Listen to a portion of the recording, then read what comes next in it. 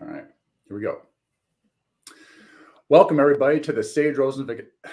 Start over.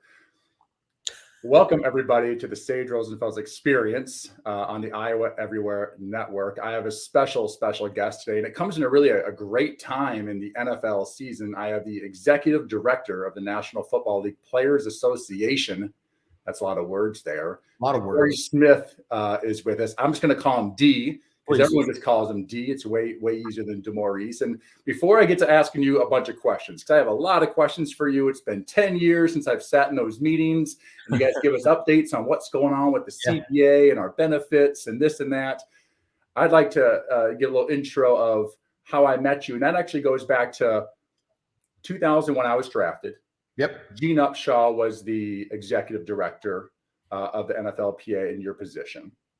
He's a player coming out of college, of course. I knew the name Gene Upshaw, great Raider, Oakland Raider. Maybe it was LA Raiders, I'm not sure, but he was a great Raider back in the day. But was this executive director, and he passed away.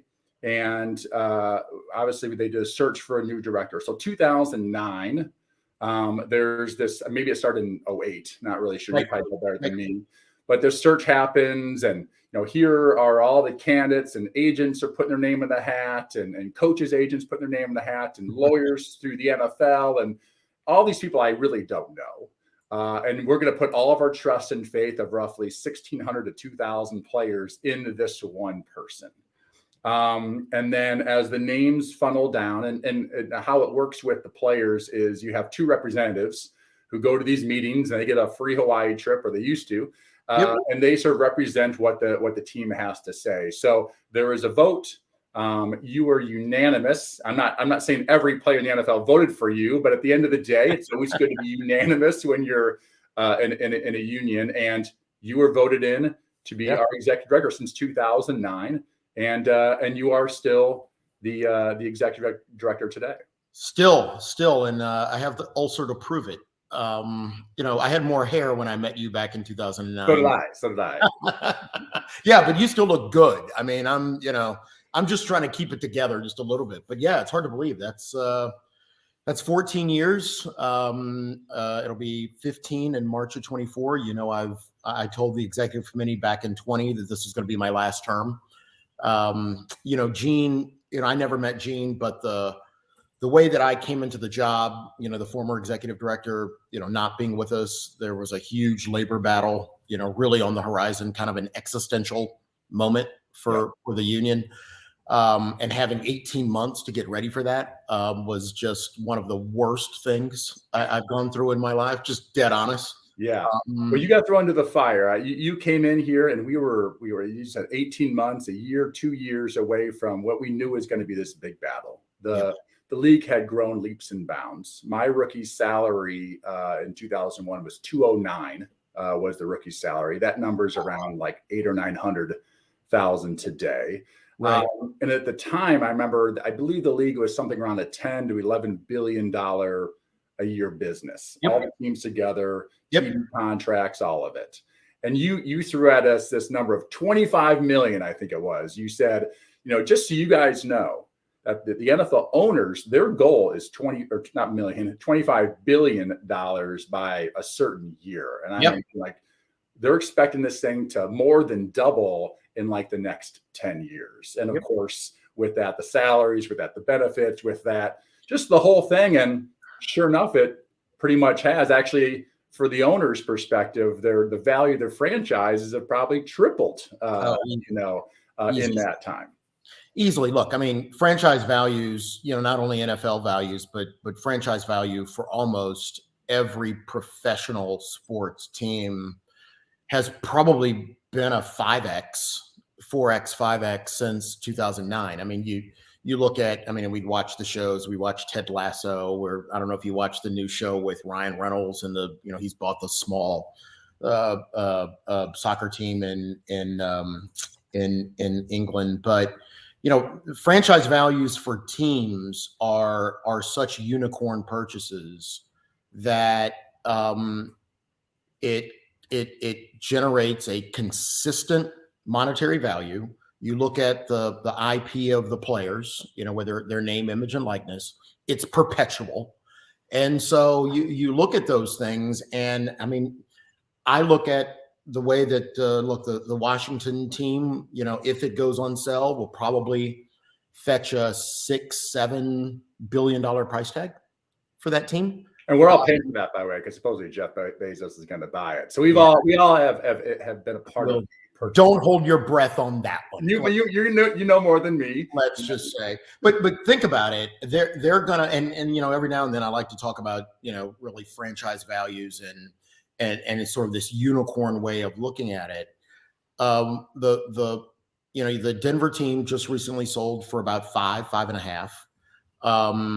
The Washington team is going to be at least $1 billion, if not $2 billion over that sale price. But here's the kicker.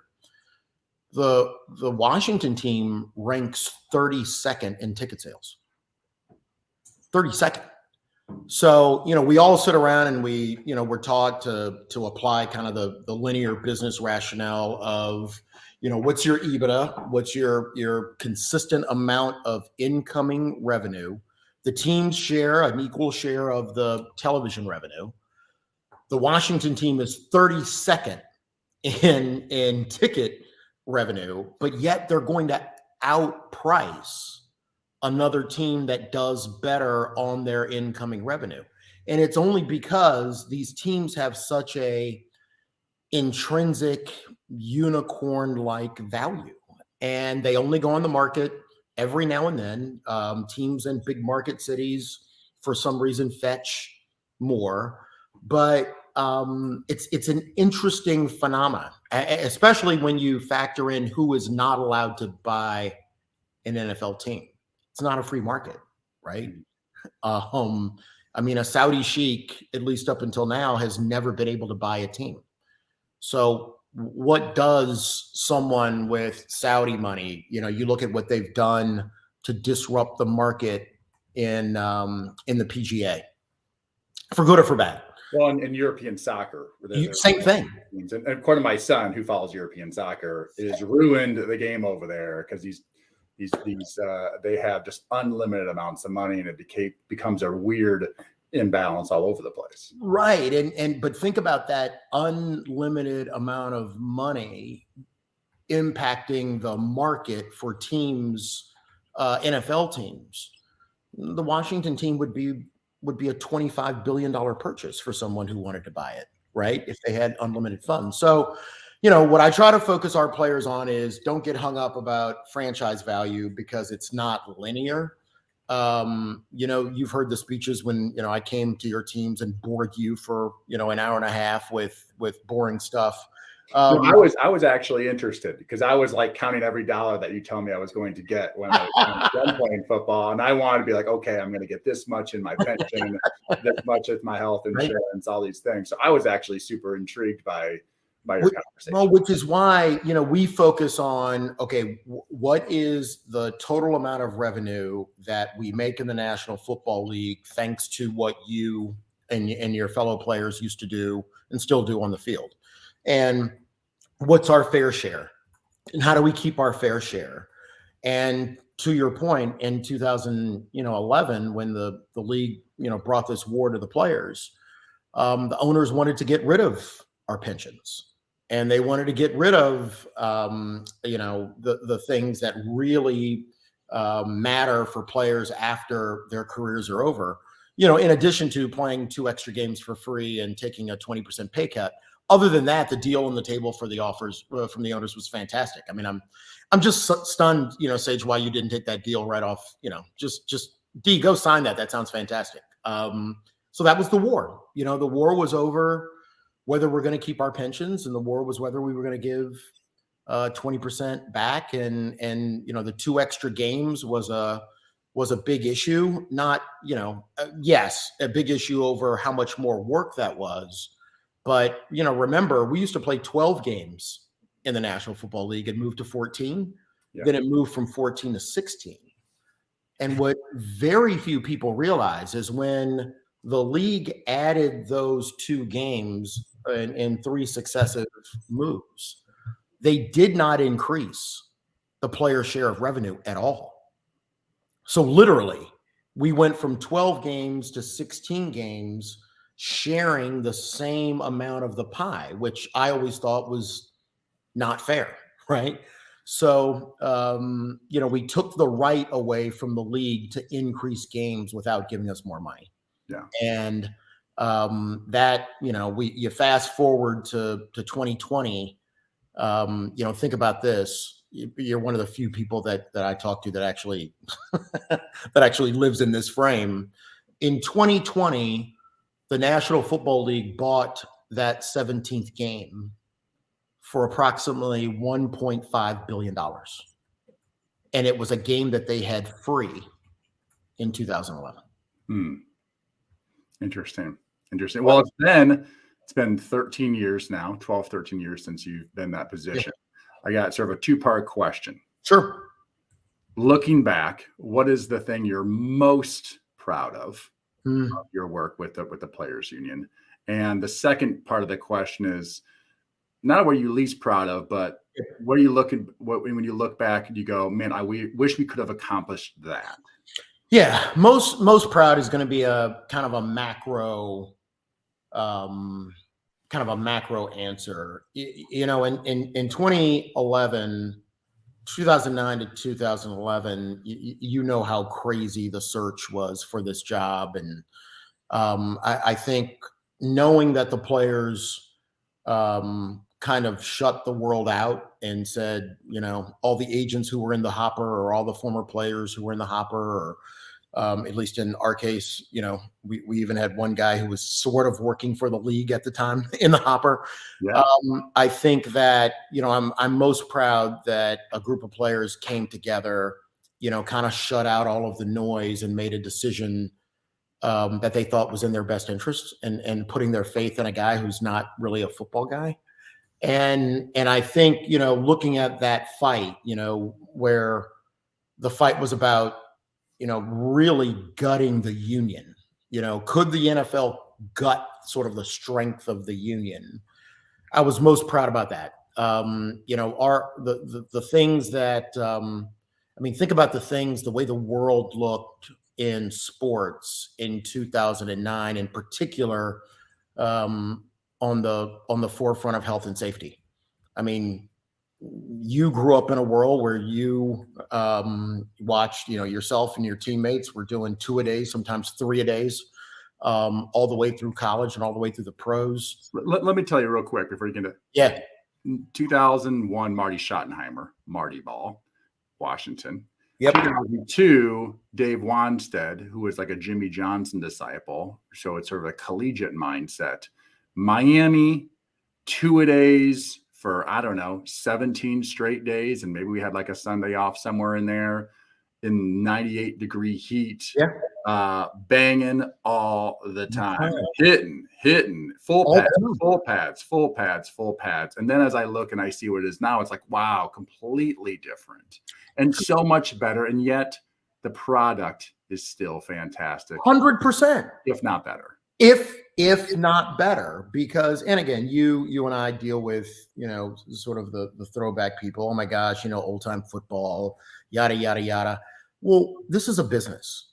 And the system that we had that existed before 2011, I would refer to as a gauntlet system.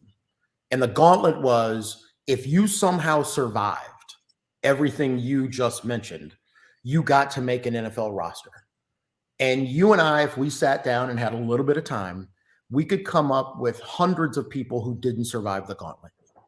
And our business shouldn't be a gauntlet system, right? And so, whether it was not only who didn't survive, but like maybe didn't make a team or bounced around a couple, but like literally made almost no money. Done. Bodies, it's like they've been through 10 NFL seasons. Broken. Guys are just broke. Training camp would just break people down.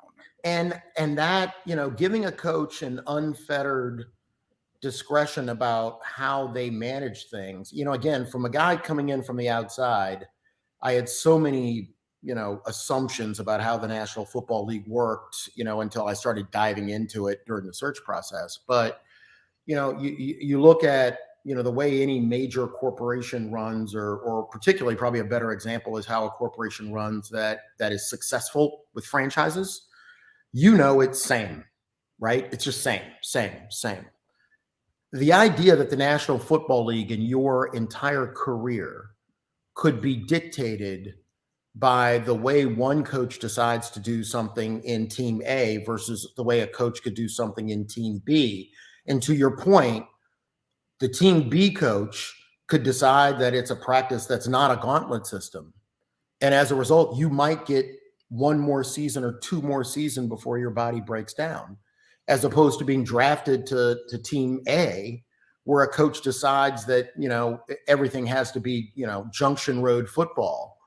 And to your point, all of those people fall out, their bodies are broken, and they have shorter careers than people in team A. Well, in what scenario is that fair for the players? So, the long way of saying it, the thing I'm most proud of is we have a different mindset now. And in the same way that Gene Upshaw and Ed Garvey fought the battle of free agency, I think that we fought and won the battle of treating players like people. Yeah. And having consistent rules so that it just wasn't grotesquely unfair. For me, going from, again, Schottenheimer, Wanstead, Saban, and then I'm a free agent, I go to Houston, Gary Kubiak. And that changed my view of all of it.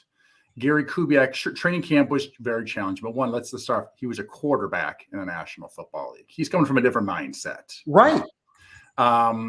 When he had come from Denver or San Francisco, even before that, going back to the Kevin Seifert days and of course Mike Shanahan, his boss in Denver. When the season started, we never wore pads. We wore pads for 1/3 of a practice on a Thursday. You had a blitz drill, a little inside running drill, and that was it. He felt you could get just as good a work done without beating the crap out of each other. Other coaches I was around, it was like full on Wednesday, full on Thursday. And if you didn't play well the previous week, Friday, we're going to toughen you up and we're going to go full pads on Friday too. We might even have a scrimmage.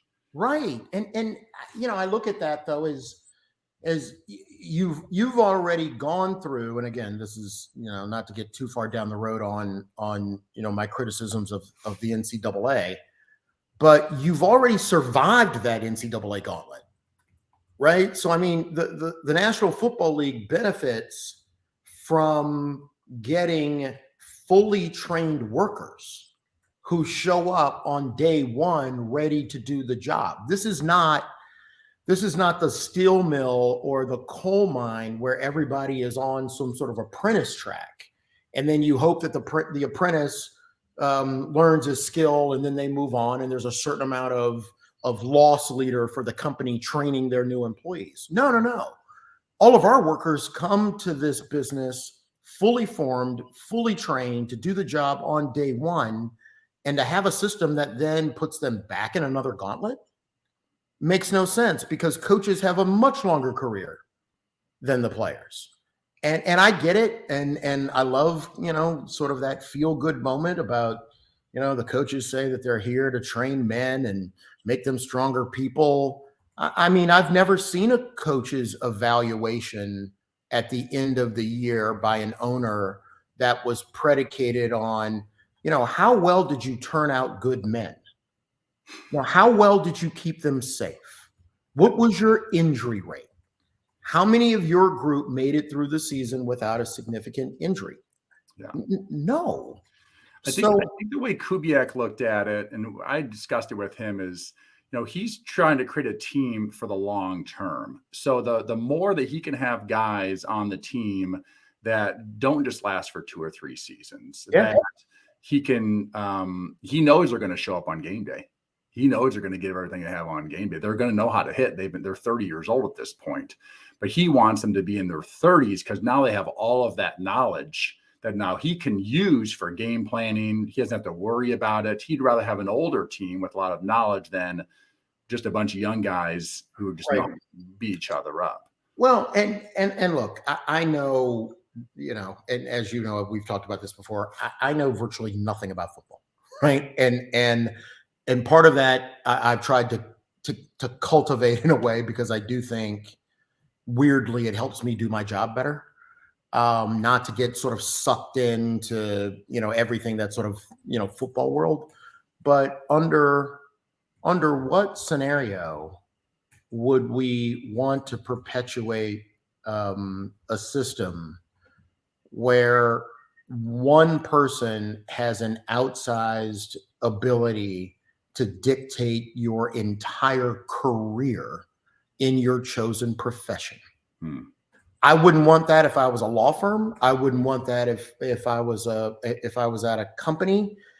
But the one thing that we have to admit is, in the labor management paradigm, labor has a very difficult time dictating how management wants to get the job done. So the way that I think about it is, fine, coaches will coach their teams, owners will own their teams, but we're going to change the philosophy from our guys coming to do football to our guys coming to do work.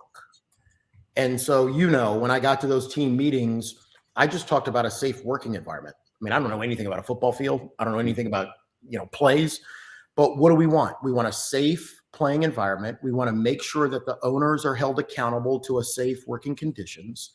And to the extent labor has the right to bargain over wages, hours, and working conditions, we're going to come at this in a fairly hard-nosed way about wages, hours, and working conditions. So you're going to have a work day, and when your work day ends, it's over. If there's going to be one padded practice during the regular season, there's not going to be any more padded practices after week 12 or 13. There's not going to be 2-a-days anymore. And the one thing that I wish, you talk about the things that I wish I had back. When I came in, one of the things that had evolved or devolved over the years is the creep into a player's off season. And look, you work really, really hard for those, 16 games, 17 games that you're playing. I was a firm believer, after looking at all of the data, about the importance of rest and recovery, which, wasn't really a thing a lot of people talked about back then. But the idea of giving players an off season, and the way that I started thinking about it, because I sort of stay in sort of the academic world, I wanted to do our best to grab spring semester, right? And football ends in January, February. Formal football doesn't come back until August. That's a spring semester where I want to create space for our guys to heal, but also space for them to go back to school, learn a trade, do whatever you want to do. I wish we made a decision to make players understand that off season was voluntary, right? And that both the mission creep has come back, and sort of that player desire to be in camp for OTAs has come back in a way that I wish I would have foot stomped a little bit more from 2011 until where we are now. Look, again, I know fans will take this the wrong way, but I never cared whether your team won or lost. I still don't. I mean, I want you to get more out of football than football gets out of you. That's all I care about. We all love football. Football loves nobody. That's a great line. Junior Seau used to say that. We all love the NFL, but the NFL loves nobody. 100%. And so, I look at our guys now, and we have these constant, conversations. Why are you as men showing up to work for free for OTAs? I mean, if the coach and the team decides that they want to pay Sage Rosenfels to come to OTAs, well then, okay, you have a decision to make. But you never took a day off from training. None of our guys take weeks off from training. why do we have this system where there's this invitation, voluntary opportunity to come to camp during the offseason and work for free? I think it's because of the 53 guys on a roster, about 35 to 40 of them are truly worried about making the team, getting the contract extension, playing the league for as long as possible. There's about 12 guys they got 20 million in the bank. They got 50 million in the bank. They got $100 million in the bank. And so for everybody else, it's this battle to make sure the team likes me, make sure the coaches like me. And so if you ask me to do something and it helps me make the team, how high do you want me to jump? You know? And I get that. And when we had these discussions, we've had them for 2 or 3 years, I do get that. You know what we found though? It's the guys who are making the $20 and $30 million. They're the guys who want to show up the most. And then when you look at it statistically, and I'm just a dork. I mean, that's all I do. I'm a lawyer and I run regression analysis and I read boring things all day. You know that every year, the same 35, 40 guys are going to make the team no matter what. And yet, those are the guys who always want to go to OTAs. And so, then the conversation flips back. It's like, well, D, we should have banned OTAs. It's like, well, you can't ban something that's voluntary, right? So the thing that I always try to impress on our players is our ability to engage in our own agency to kind of dictate our own destiny. But look, you and I have had tons of great conversations, on the sideline, crazy conversations, which is always great. But look what's happening across the country. I mean, nurses are going on strike because they find their backs up against the wall. Teachers are going on strike because they find their backs are against the wall.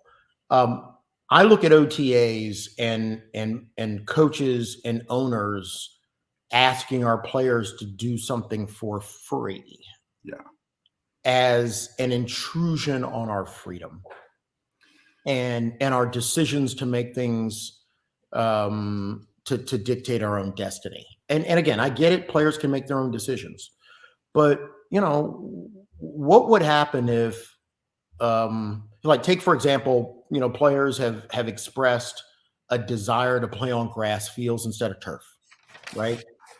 We can't dictate that, as a matter of management. Turf is relatively safe. It's not tremendously less safe than grass. Therefore, we don't have a labor law hook. We don't have an OSHA hook to demand that. But if players really, really wanted to just all play on grass, you know what I would tell them, or I have told them? Don't go to OTAs. Deny management something that they want. What happens? You're bargaining over something that is free to get something that you want. Yeah. Right. And I mean, as speaking of that, since we're having this conversation about unions. Yeah. Okay. Because unions are a tricky topic in the United States of America. All right. So unions are, some people think, a necessity and do a lot of positive things. Other people see as a great hindrance, and they are taken advantage of. Talk to me about, you talk about teachers and nurses. Those are groups that we all want them to do all these things, yet we continually try to undercut them in every way from actually doing their jobs. But talk to me about why you feel, now you're representing not all millionaires, but mostly millionaires against billionaires, management versus labor. Talk to me about why you feel like unions in general are important. Look, I mean, statistically, all you have to look at, and by the way, there's a myriad of things you could look at throughout our country. But the one thing that I always remind everybody is the shrinking middle class is absolutely related in a direct linear way to the decline of unions. That's just true, right? I mean, I grew up in a very comfortable middle class home. there was a time when all of us believed that if you could have a job that paid for minimum wage and your partner had a job that paid minimum wage, that you could still afford a house, you could afford to send your kids to school. And one day when work was over, you would have enough of a nest egg in order to live out your life. And it wasn't going to be extravagant, and it wasn't going to be, life and styles of the rich and famous. But no one on the planet can tell me that there was a time when every American believed that it was more likely than not that I was going to be able to live a comfortable life, have 2 kids, a good house, college for my kids, and a decent retirement. If you follow the plan, if you worked 40 plus hours a week, Right, did all those things, right, 100%. the opportunity was there for you and your family.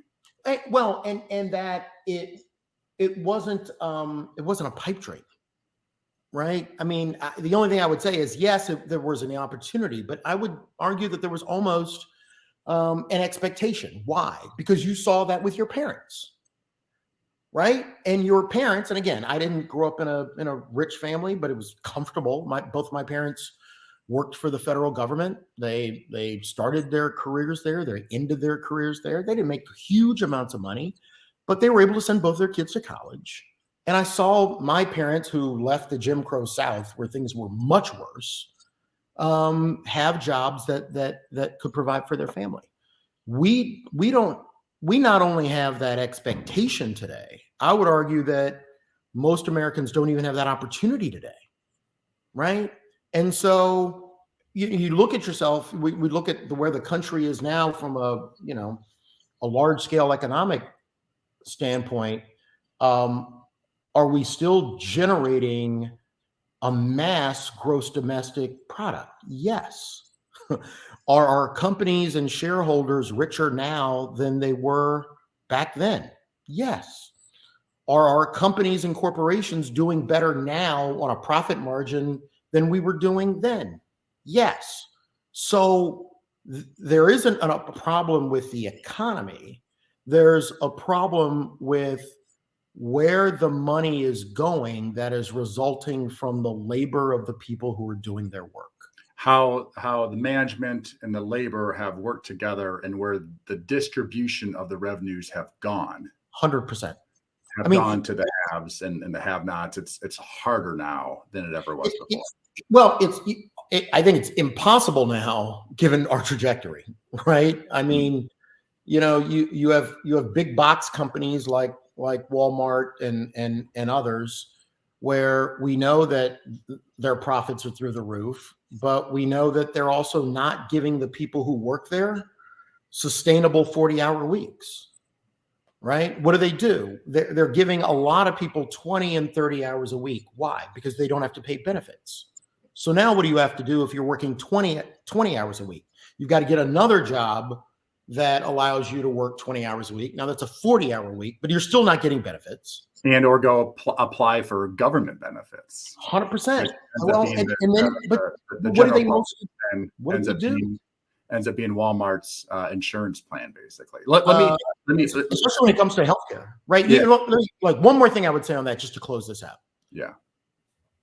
The last thing I would say about unions in America is to remind people who believe that unions inhibit growth. And I gave a speech to the Chamber of Commerce, and let's just say between you and me, it'll be the last speech that I gave to the Chamber of Commerce, by the way. But I left the Chamber of Commerce with this. Every year we add about somewhere between $600 and $800 million of revenue in the National Football League every year. We have played NFL football through wars. We've played NFL football through recessions. We've played NFL football through COVID. And the only thing that we've done in this business is we are consistently 85 of the top 100 shows in America. And this year's revenue will be what? $19 billion with a fully unionized workforce. Interesting. Speaking of that union, To give the listeners, I get when I'm on the street or I'm somewhere and say, hey, how long did you play in the NFL? I'm like, 11 years, 12 years, training camps. You get pension, right? I'm like, well, yeah, but like, I think they think that I'm getting a check for $500,000 the day I retire from the National Football League. Can you give the listeners here general, very quickly, Cliff Notes of what the general sort of pension, 401k, annuity, HRA, health reimbursement account, what those sort of various things are? Yeah, so there's our pensions are structured into 3 buckets. There is your Taft-Hartley pension. You play 2 years and 3 games. You vest for that. At the end, your pension is governed by the amount of money, or it's a formula, the amount of money that you're being paid. It's a formula, and then that money is paid out to you. You become eligible to take it at 45, I think, if it's early. But the minute you touch an early pension, you lose a tremendous amount of the value. And I would argue that our NFL pensions are by far the best pensions in sport. And the longer you play, the higher that number. Correct. Is. Correct. Yeah, it's a certain amount of money per year you're in the league. Forever, right? Yeah. And then your second bucket is your 401k. So our players get a 2-to-1 match on their 401k. Simplest way that I can explain it to the public is the way I tell players. If you max out your 401k for the 3 years that you are playing NFL football, that 3-year tranche is matched 2-to-1 by the owners. For every $1 you put in, they put in 2. If you don't touch that money until you are 55, your pension will be worth approximately 1.6. Your 401k will be worth approximately 1.6 million. And then we have a second annuity plan that layers on top of that. And then, from there, your HRA, your line of duty, all of those other things are ways in which we are trying to provide benefits for our players for when they retire. Now, there's a Gene Upshaw disability plan. All right. It's named after him. Is there something that we could come up with, like, say, lifetime premium payments, insurance premium payments? That is the DeMaurice Smith lifetime insurance premium payments. Well, is there something that you'd love to have your name on that, like, I got this passed through the owners, and it's something that you would truly believe? Because as players, I was just talking to a couple old colleagues, my old teammates, and we talked about, of all of these things, the health care aspect of it is really the thing that's sort of the biggest pain and the biggest shocker to us as we exit the league. Yeah. And that's a very tough thing to handle, because here's the problem. There is no healthcare insurance company who is ever going to write a lifetime healthcare insurance premium for players. Just not going to happen.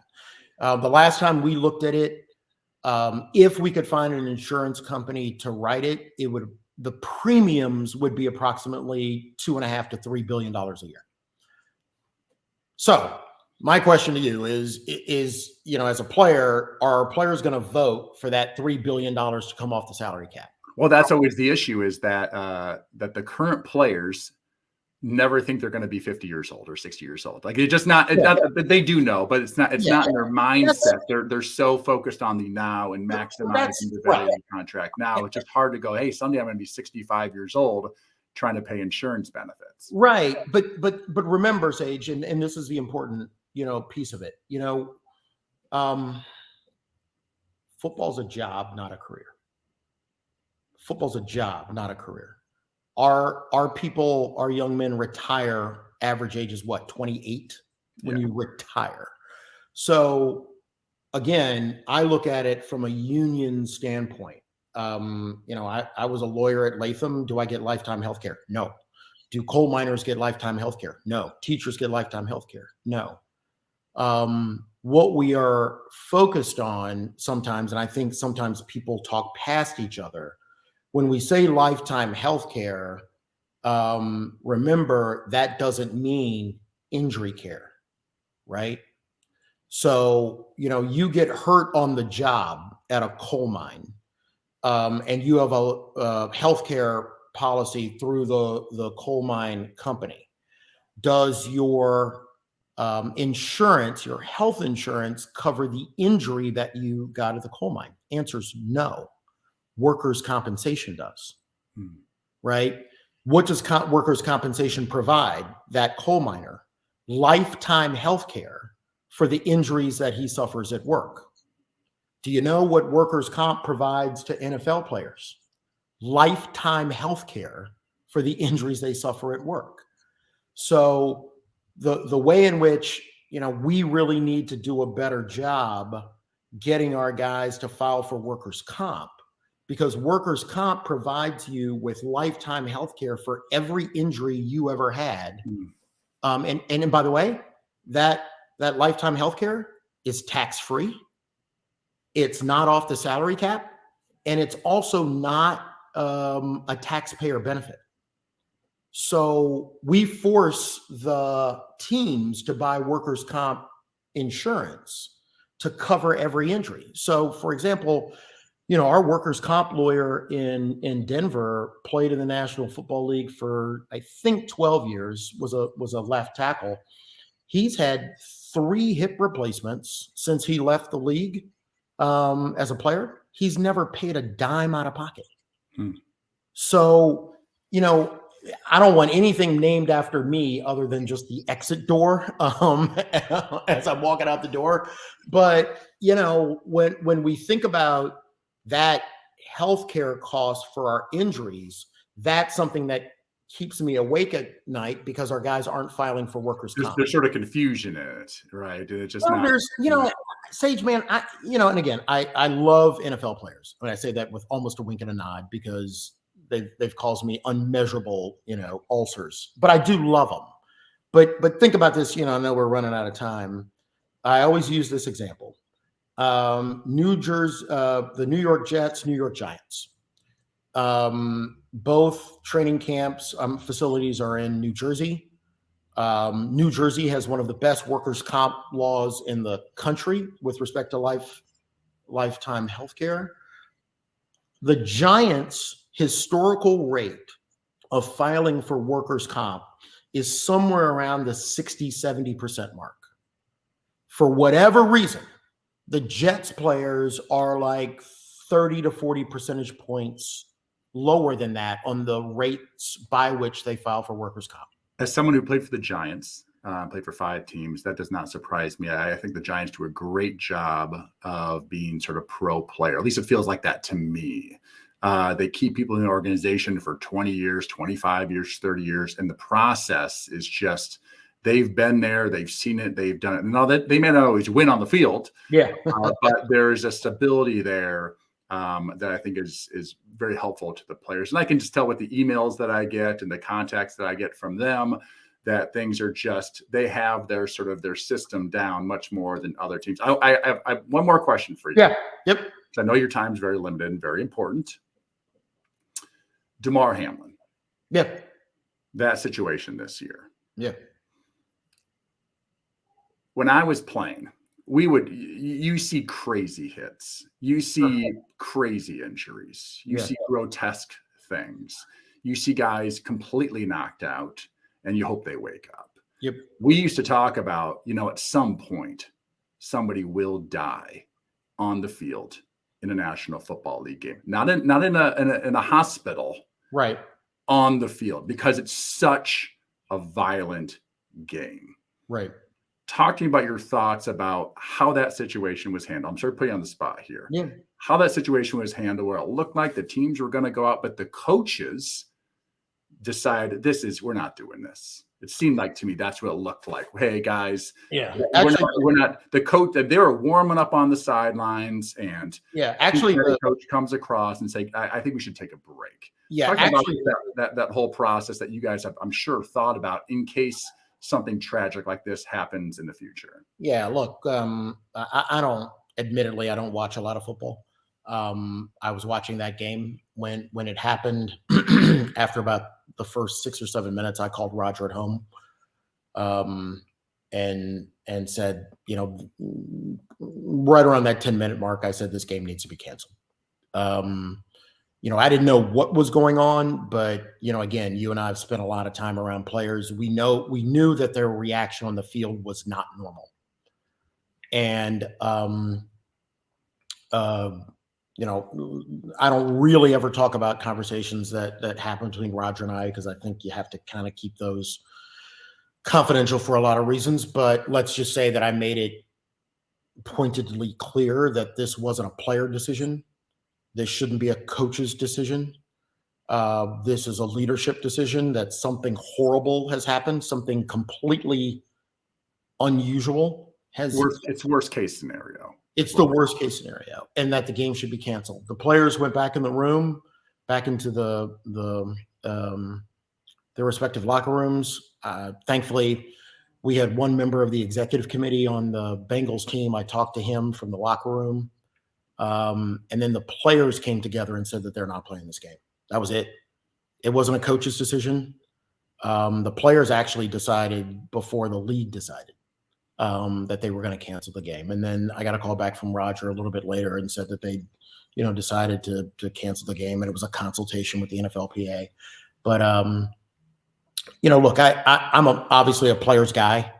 And I think that this is a union where we want the players to make a decision on that night. That's not a player's call. And that's a leadership. It shouldn't be, but it was. It ended up being, but to me, that's just a leadership call, right? Of it's just a game. Yeah. It's a call of, let's look at the big picture. $19 billion a year, this huge circus that we have. Let's just game at the end of the day is not going to make or break anything. No, the players were so distraught, and yet the players are the ones who had to take the leadership role. That's just a humanity call, right? I mean, it's not even complicated. It's just no, and we're going to go on, and everybody's smart enough, and there's enough lawyers in the room, and there's enough football ops in the room. Everybody's going to figure out when, if, where the game gets played, whatever. That was just a humanity call of, given what had happened on the field, it was a moral decision to end the game. And I've never shied away from those calls, because I think that's, a leadership job comes with, I would argue, if you're doing a great job, a leadership job comes with more downs than ups, because you should be weighed down by the responsibility of your job. And on a night like that, the only thing that we are there to triumph is humanity. Easy call. Too much is given, much is expected. 1,000%. DeMaurice, I sincerely appreciate your candidness. Thanks for coming on my podcast. I will see you in Phoenix, Arizona.